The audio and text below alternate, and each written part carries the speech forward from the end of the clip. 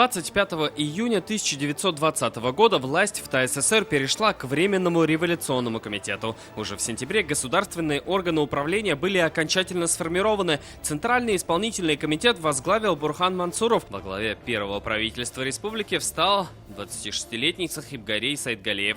Его период правления совпал с засухой, а затем и страшным голодом. Уже в 21-м Саидгалиев был отправлен в отставку, а в 1938 году и вовсе расстрелян. И потом появилось правительство во главе с Кашафом Мухтаровым, которому, повторяюсь, 25 лет, и он был медиком, и он знал, что так нужно спасать народ.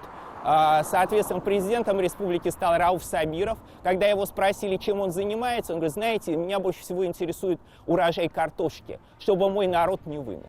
Это правительство во главе с Кашафом Мухтаровым историки называют реформаторским. Они победили голод и эпидемии. В историю тогда попал нарком земледелия ТССР Юнус Валидов. Как он сам писал, за взятки ему удалось перенаправить эшелон с сахаром вместо Грузии. Состав приехал в ТССР. Им в достаточно сжатые сроки удалось наладить, отрегулировать и финансовую систему, стабилизировать экономическое развитие. Уже в 1929 году Мухтаров был арестован. К этому времени в республике уже восстановлен довоенный уровень производства. В эпоху НЭПа Совнарком ТССР возглавили Хаджи Габидуллин и Каримулла Исмаев. Второй – один из основателей таткооперации. При его непосредственном участии были заложены основные заводы и фабрики Татарстана в этот период. Среди ярких и главных достижений это создание энергетической базы с строительством ТЭЦ-1. В 30-е и 40-е вся республика стала одной большой стройкой. У руля экономических процессов в ТССР стояли первый секретарь